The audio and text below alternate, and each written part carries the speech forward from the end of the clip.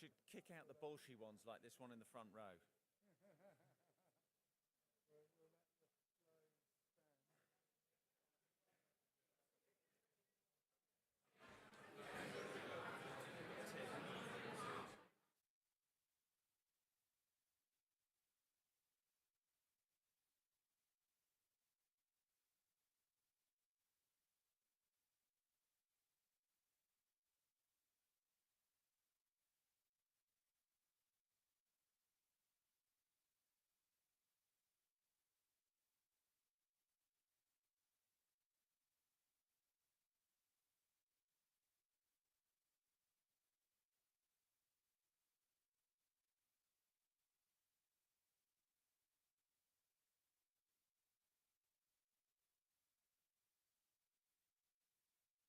Good afternoon, ladies and gentlemen.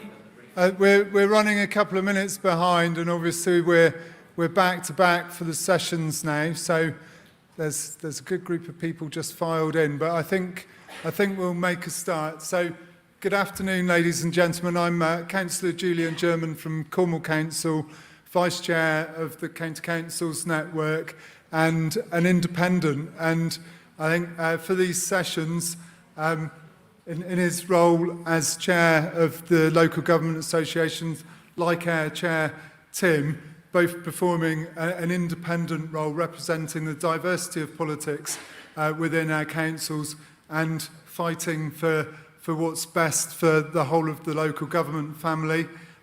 So really pleased to welcome James here with us. He's been council leader for 10 years, so absolutely knows what it's like and the challenges that we're facing. Indeed, he stood down from his role as council leader to focus on being chair of the local government association. So really pleased that he can give us the benefit of his reflections on the autumn statement and the challenges that we're currently facing. We've had some sort of long speeches rather than questions. This is a short session, so I'm going to ask people for pithy questions. Thank you very much. Thanks, Julian. And thank you. Right. Yeah, delighted to be here, and thank you very much, CCN, for inviting me, and thank you, Tim, for inviting me, and also thank you for saying most of the things I was going to say in your opening speech, no doubt far more eloquently than me. But I just want to correct Julian. I am not an independent. I am a cross-party chairman. Subtle difference. I don't prefer any particular part of the LGA. Anyway, listen, I think Tim made a very good point this morning. Last year I was feeling pretty buoyant and optimistic, and then we had Ukraine and this immoral, illegal invasion of Putin, and that has given us a whole series of issues. We're always going to have some issues because we recovered from COVID, but it has made it far, far worse. And we are having to deal with it, and we are on the front line for all of those issues. And we really need to make government, and we are making government, aware of that. And that's obviously causing us huge financial pressures. The LGA did have a very successful campaign really highlighting the cost of living crisis and the impact on councils, which was around about 3.4 billion, just from the change from November last year to this summer in terms of inflation. And that works out at about £19 million per county council, and it works out at about 6% on your budgets. Not sustainable. And so I was very pleased that the autumn statement didn't give us everything that we wanted, but it very clearly did address that 3.4 billion gap. And if you look at the additional funding for adult social care of around 2.3 billion, including the delay of social care reform, and the ability to raise council tax, which would raise 1.5 billion, though we had assumed we'd have a 3% rise anyway, you do get to that figure of around 3 billion. Now, I personally don't like raising council taxes. It is really tough on our residents, in particular in these times, but at least we got a settlement that I would say was in line with education and health, and that's the first time I've seen that in my time in the LGA, and in fact, is my time as a councillor. So it's not as good as we'd like, but boy, was I relieved after hearing the statement. And also pleased that we had the 500 million discharge funding announced, I think it was yesterday. Just going through a few key areas, adult social care, and I was very clear. I wasn't asking for a 2-year delay. I was asking for, and CCN also, a delay until we had the opportunity to learn the lessons of the Trailblazers. I think we agree with the reforms in principle. We just need to know what it will cost, how best to do it, and that the software is in place. And that's the purpose of the Trailblazers, which oddly enough will take about 2 years. So that's what we're saying on it. And I think over and above that, we have a real long-term issue. You know, adult social care is not going to get fixed by just pumping some more money in, unless it's a ludicrous amount of money, which we just don't have. It is going to get fixed by reform. And that's a whole series of things. That is about looking at prevention. That's looking at early intervention. That's looking at integration with the health service. That's looking at different types of housing models. It's about social resilience. That is a huge, big, long-term task, and that will require all parts of the public sector, the voluntary sector, to work together, and we need to work on achieving that. But we also need to have more influence over the health service, and that's why, again, Tim and Claire Fuller earlier were talking about ICSs, just how critical it is that we get a serious voice in the ICSs and that we take our role as leaders of the ICPs seriously, and that we lead, and that the health service is not run by acute trusts. I can't remember the phrase that Claire Fuller said, you know, we want a health service as opposed to an illness service. I can't remember what her phrase was, but I completely do agree with that. And pleased that Tim is going to be working with Patricia Hewitt on this. The other couple of things there that I would say is really important is we have been given more funding for social care. It may not be as much as we like, but there's a clear ask from government on that, and that is that we get delayed transfers of care down. And that's important that we are able to demonstrate that we can do that, because frankly, future funding will be conditional on that. If we're still in the same mess next year, then I think we'll make a much harder case to get more funding. Moving on quickly to children's, pleased that that's got another 4.6 billion of funding. What I'm not pleased about is the huge pressure that is to councils. Over the last 4 years, there's been a 25% increase in costs of children's services.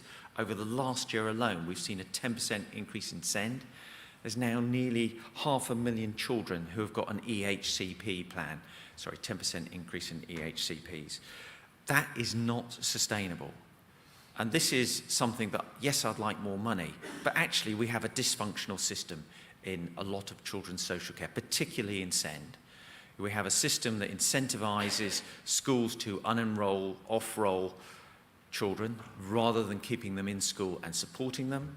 We have a system that encourages people to get an EHCP plan. We have a system that encourages special schools to increase their role. And we have a system whereby very expensive placements, pay lawyers to act on behalf of parents, to actually pull in people. It is dysfunctional. We need all parts of the system to work together. We need education, we need health, and ourselves to work together to deliver a better system. And in many cases, not all cases, that is about keeping children in their local school with the right support, and that may mean specialist facilities. And I think the interesting contrast is, if you look at Denmark, and some people I've already told this to, but how many special schools are there in Denmark? Population around about 5.5 million.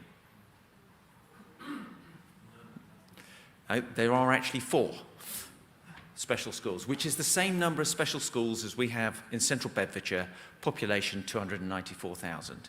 It is a different way of doing things, and I would suggest a much better way of doing things. So that's about inclusion and care. We also do need to do something about children's social care in general. We haven't got enough foster carers. We need to think about how can we have more foster carers, but we also need to think about, are there alternatives? Is there better looked after children accommodation as care leavers? And we also need to think about some of those high-cost placements. How can we commission them better? So the good news is I actually think the SEND review and the McAllister review were very good. There's a lot of good stuff in there, and we really need to support government to get those implemented in full, because they will help us and they will help our children. The other big topic, and those of you, unfortunately, most of you weren't on it, but we had a webinar today with Robert Jenrick on refugees and asylum seekers. So it's refugees, asylum, US, Ukraine, Afghans, Syrians. Hong Kong's. It is a myriad of different schemes done in a myriad of different ways. It isn't particularly coherent and joined up, and we are the people that, so to speak, catch the baby when the bathwater flows out. It isn't a sustainable position. I was talking to people last night and hearing some fairly concerning stories about what is going on. We need a better system, and we need to have government thinking of a strategy that is short-term crisis management, medium-term, and long-term. It's something that we as the LJ, and I know CCN, have been pushing for. You know, we cannot have coach loads of asylum seekers turning up somewhere unannounced, nothing prepared for it, education, health, you don't know who's turning up. It just doesn't work in a hotel. You don't know how long they're going to be there. We need a better system. And so we're asking government for a number of things. One is a protocol. So there's a very clear protocol that they actually adhere to, which they haven't been recently. We want a regular round table. Those of you who were involved with Richard Harrington, really good round table on Ukrainian scheme. We need that again. We need to think of the scheme as a whole. We actually need to think about long-term housing. We need to speed up the processing of asylum seekers. And somehow we also need to stop the flow, because we can't cope with the flow at the moment. I know it's slightly more district orientated, but I actually think planning is fundamentally important to all of us, because we're all about place. That's what council leaders and council members are there for. We care about our place, and planning is crucial to that. And having a planning system that works, where we build high-quality homes, high-quality neighbourhoods, jobs in the right places, right infrastructure, right jobs, that's what we need. We don't need a system that benefits lawyers, landowners, and developers. It's got to benefit residents. So, very clear on that. I'm pleased that Michael Gove has indicated that we're going to carry on with the planning reforms that we launched in the Levelling Up White Paper in June, July. It seems so long ago. They are definitely a step in the right direction. They are about giving councils and local communities more control, provided they do the right thing. And as you heard from Peter from Homes England, you know, if we're all NIMBYs, the planning system won't work. We've got to be a little bit of a YIMBY for the right development, and it's about getting the right developments and the right infrastructures. I was going to talk lots about devolution, but Tim did that so eloquently this morning. But I actually thought I'd combine that with climate change. And there's a really interesting report done by UKRI, and various others, which is on the LGA website, which just looks at what you can do by devolution and locally led. So basically, by the cost to meet the 6th carbon budget is 195 billion and generates 57 billion of savings if you do it in a top-down national program. If you do it in a locally driven program, it costs 58 billion and it gives you 108 billion of energy savings. And that's really crucial, because now I get a return on my investment. And we can start thinking about things about balanced investment. We can think about investing in homes and then taking a share of the energy saving, if government allows us, in order to fund that. So it's really key. The benefits of devolving to local areas everywhere is huge.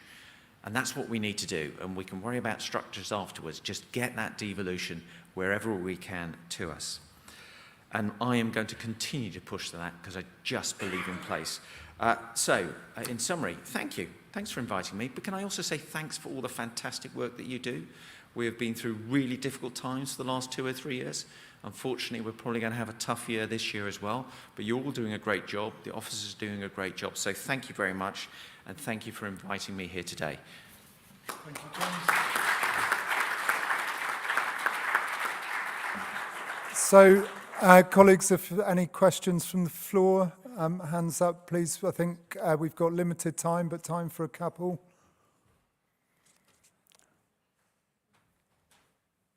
No questions have come up on the app on my screen. No one's putting their hands up. Excellent. I get off lightly.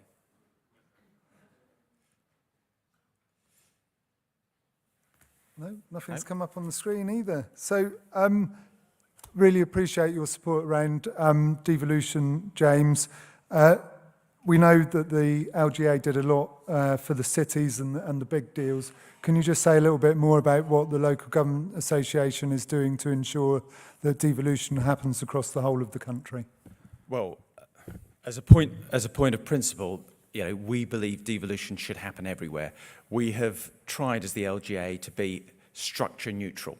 So this is about how can we get devolution everywhere, how can we maximise the powers that go down to every tier of local government, and how can we do it in a practical way. And quite frankly, structure should follow what is devolved.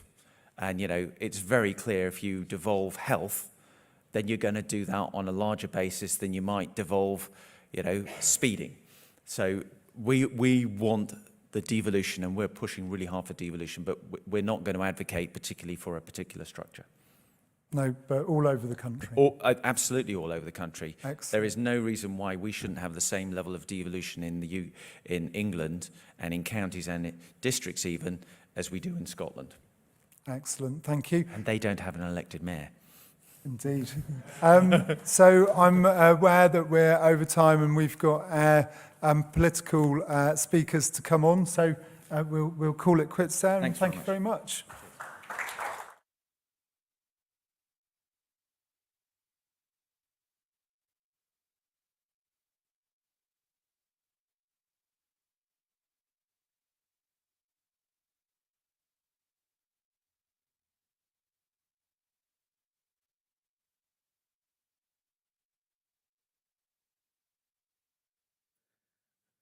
Goodness, that light is very bright.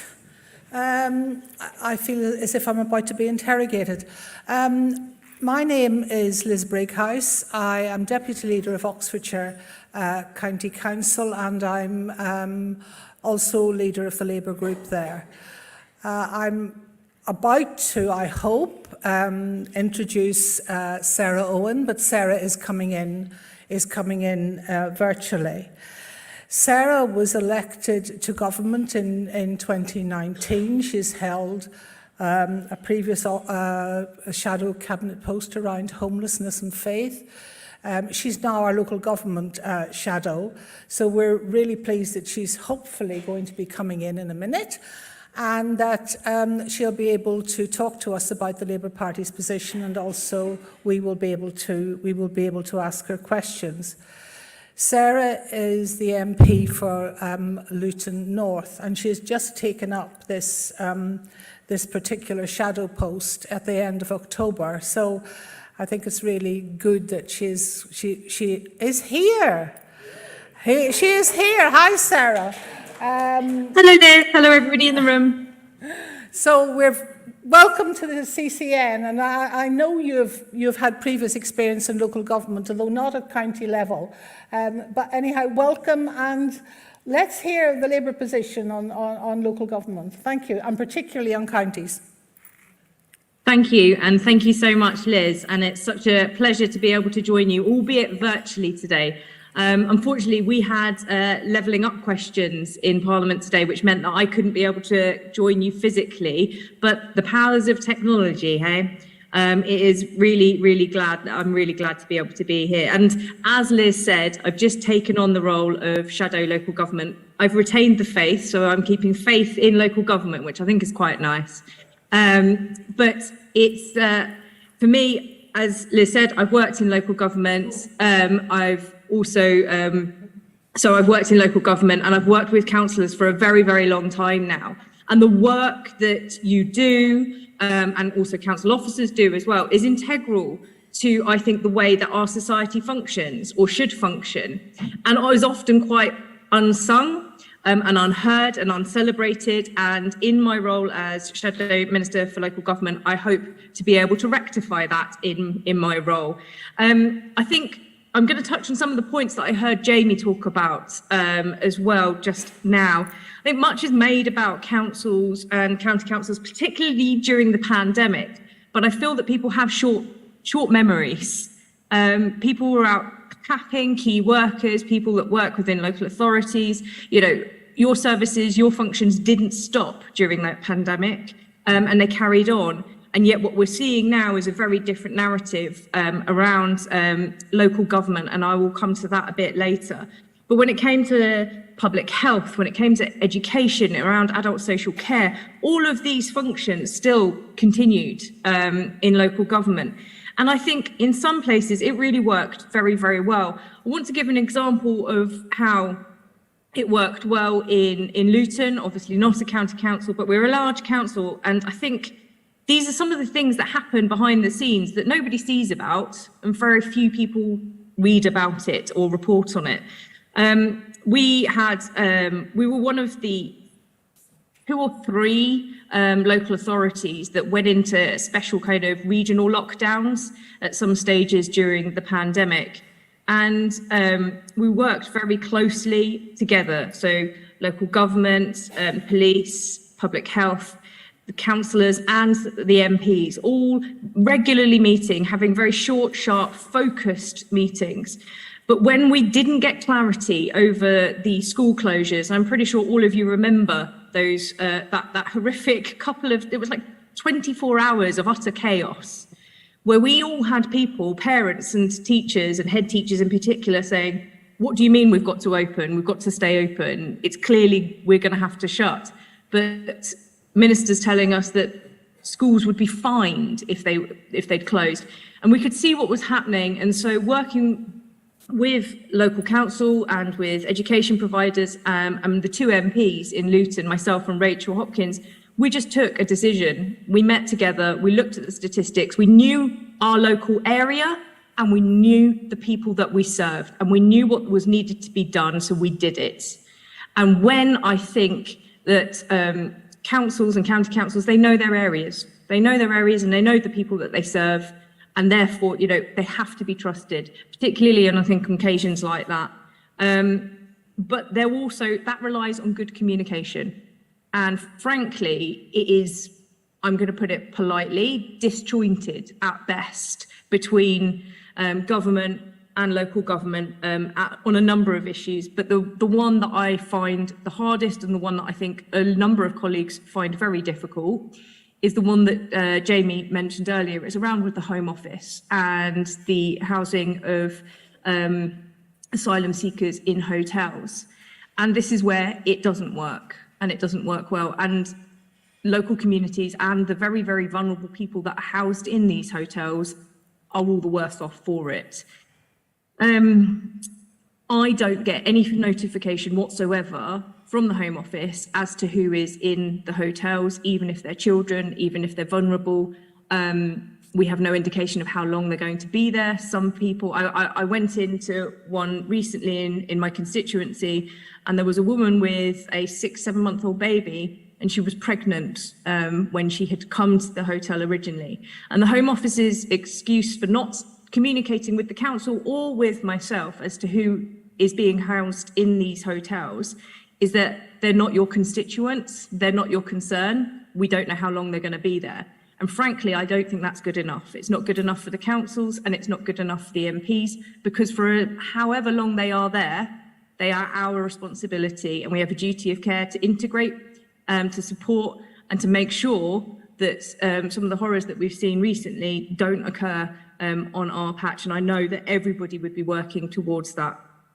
And it's the conversation about asylum processes. They have been incredibly slow. As I said, one of the residents in one of the hotels in my constituency, she came pregnant and she has given birth to a baby who was born in the local hospital. These asylum processes are taking far too long for us to be able to get a decision, and a decision that people need. And so quite often it will be civil society, and I know council's working with charities and faith groups to provide the safety net that actually I think a lot of us would want to be able to provide, but actually it is civil society now having to do that. But where it works, I think county councils and councils are the glue that holds society together. They keep all of us together, all of these different stakeholders. I've been talking less than 5 minutes and on just 2 issues. And you can imagine the amount of stakeholders that the councils hold together and should be leading on. But we heard much about in the pandemic about the statutory services that looked after children, the public health side of it, the education, the adult social care, emptying bins. All of these things are things that we expect councils to do, but I think that we can be so much more and be so much more innovative and more brave, and we just need to see our councils and local government across the board funded fairly and correctly and trusted, because as I said at the head of this, you know your communities, and councils shouldn't just be there to provide the statutory services. I don't think that that's what anybody comes into local government to do. I think people come into local government to change their communities because they care about where they serve and where they live. And they can also be engines of growth and prosperity, and while also being that integral part of the social infrastructure that we should also value, I think, within our society. We had the thank yous and all of the clapping during the pandemic, but my goodness, how quickly has the political narrative changed? We're talking about council cuts. I think some of the media representatives is really unhelpful at best, and in some instances untrue. We were really hoping from the Chancellor last week, and it's of all political persuasions, because the financial cliff edge that councils and local government is facing is a stark reality, and it is happening across the board and across all over parts of the country. And I really had hoped, putting all politics aside, that the Chancellor had really heard and listened to the concerns of local government leaders across the country. But unfortunately, what we saw was the government passing the responsibility back on to local councils and to local government to force councils to raise tax.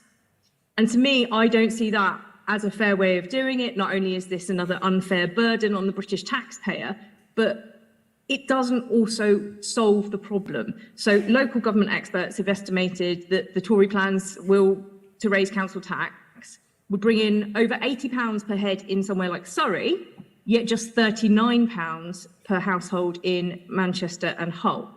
And that, to me, doesn't sound as if that is in any way levelling up or addressing the issues that we're seeing. And I think that we haven't had the stability in local government or in the whole department. We've had 17 ministers within DLUC. That is a large number. That is a large turnover. The continuity hasn't been there. We haven't been able to get answers. We haven't been able to get things progressed, even where we agree, particularly on some of the social housing reforms, on the cladding scandals, on Grenfell, all of the areas where actually there is common consensus. We've still seen no progress whatsoever, particularly on things like ending Section 21 no fault eviction cases. We have not seen any progress on that for 3 years, and yet there is, or should be, political agreement on that issue. And when it comes to funding, Lisa Nandy quite rightly referred to it in the chamber today as Hunger Games, watching local areas pit against each other for ever dwindling pots of money, which, whether you're successful on a levelling up bid or not, now means, because of the economy in the state that it's in, inflation increases, it means that there's going to be even less to go around. And when we kept pushing on what that's going to mean for some of the levelling up bids, we kept getting, you'll find out shortly, we'll find out shortly. And to be honest, that's how local government has been treated for the last 12 years. And I don't agree that that is the best way to support and the best way to get people interested and believing and hoping for something more from local government. It's short term and quite often really narrow criteria that councils are having to apply for. If you were to ask them, would that have been what they had spent their time and money on and their efforts on? Probably not. Could they have known what would have been a better way of spending and what focus they would have liked to have applied for? Probably yes. But we need to get away from the short-term funding and the competitive nature that we're seeing. Well, actually, we were sat in the chamber today, and there were MPs from all sides, and including in Scotland, asking what was happening with their levelling up bids, what was the update, and the minister just said, I cannot give you an update on individual bids. If this was a transparent, fair process, then we wouldn't have MPs pleading in the chamber for their individual bids. And that, for me, is not a way that we can have long-term growth and stability and security within local government at all. And, you know, we talked about devolved, but for me, it's not just about devolving powers. At the moment, what we're seeing is devolving cuts, and that's exactly what happened last week. The Chancellor didn't take the difficult decisions. The difficult decisions are being passed to the people in the room right now. And I think we need to take a much better and fresher and honest approach when it comes to local government. And the work that you do, the work that your councillors do, the work that council officers do, and how that is treated in the future. Thank you very much, Sarah. That was right on time. Now we can move. Now we can move to questions. I haven't got any questions on the screen. Are there any questions in the room? Yes, Sam. I'm Sam Corcoran, leader of Cheshire East Council. What's the Labour Party's view of the adult social care reforms and the recent announcement that these plans are being delayed?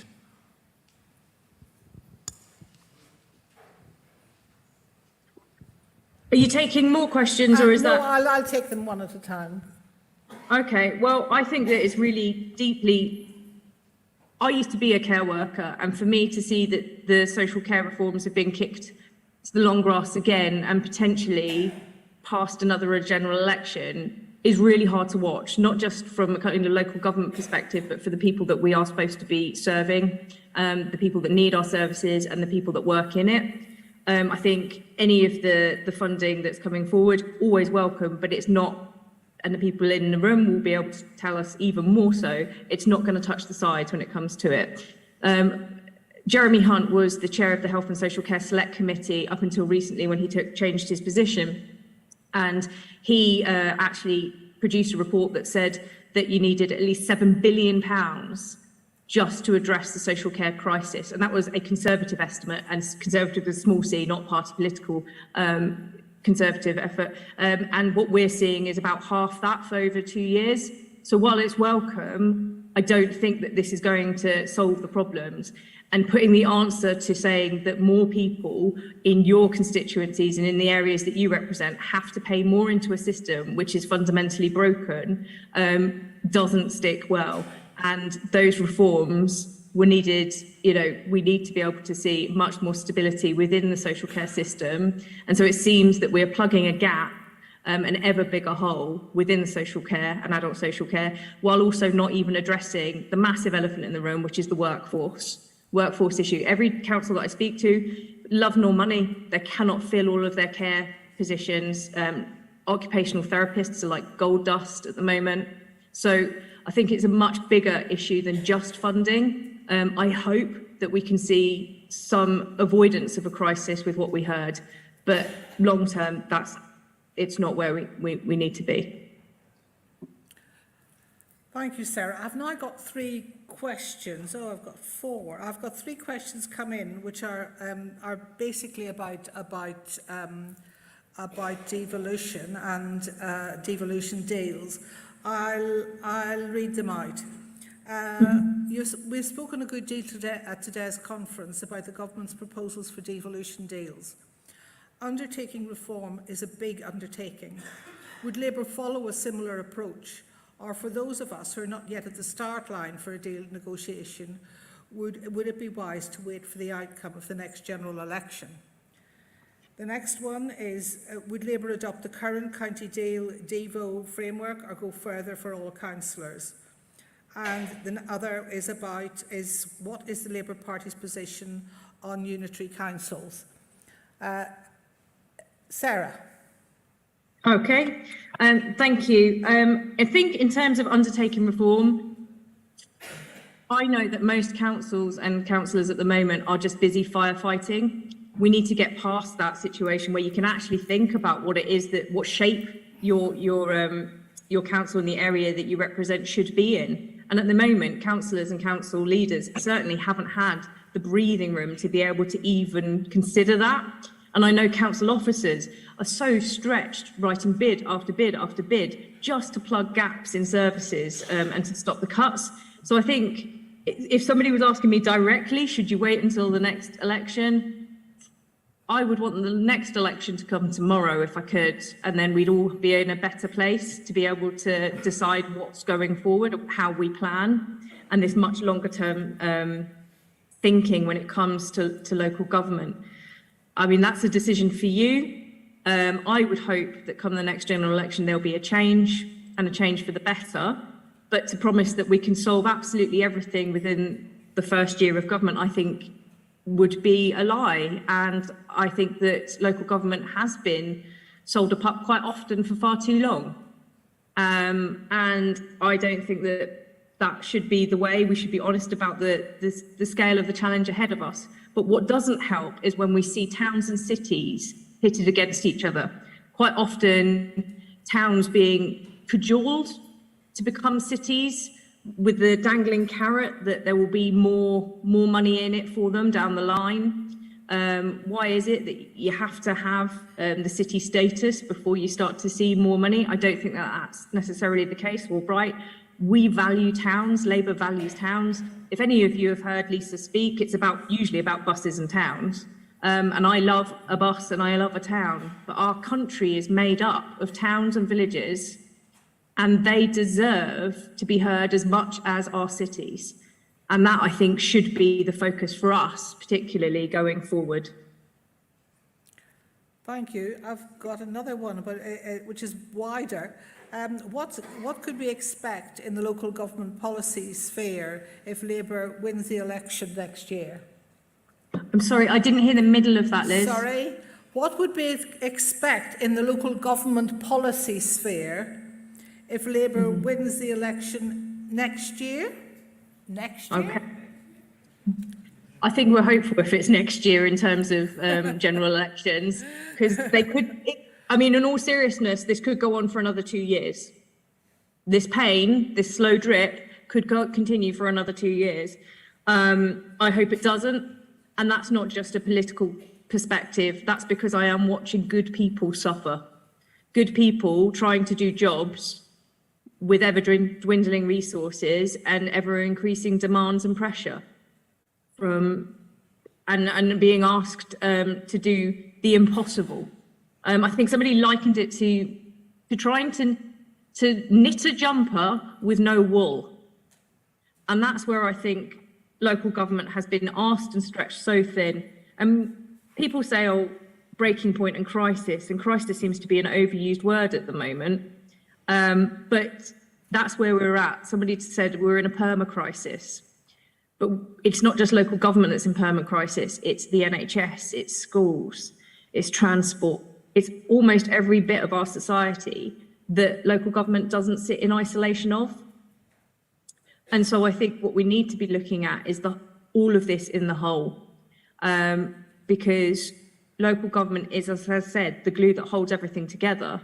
And if everything is falling apart and you're not funding and you're not resourcing local government enough, it will fall apart. So what I would like to see particularly is a much more long-term approach to funding. And I think that will be core to any Labour strategy going forward. Thank you, Sarah. I haven't got any more in the app.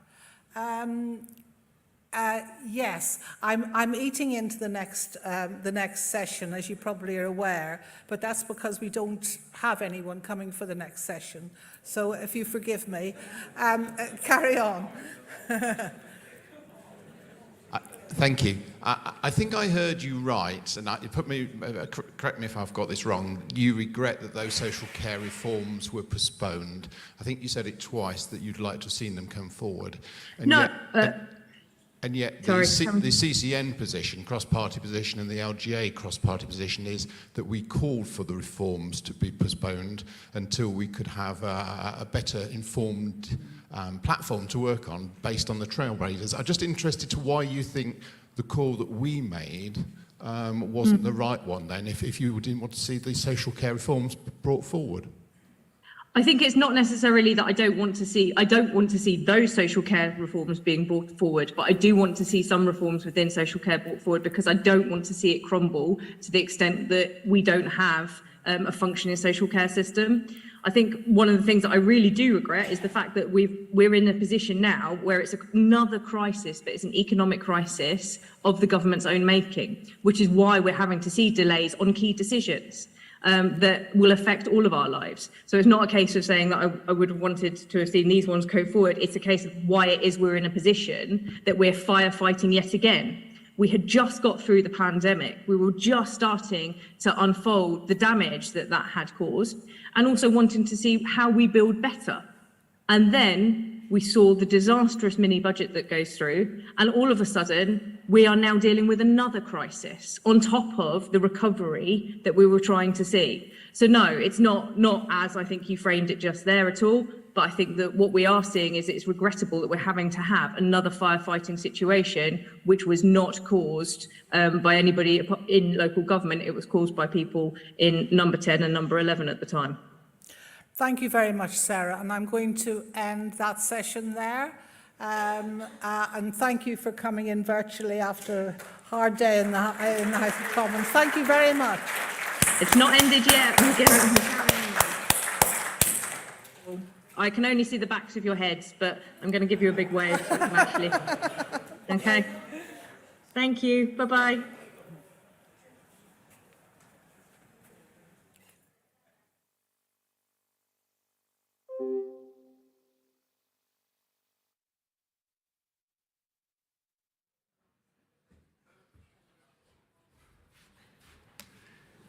Thank you very much, Liz and Sarah.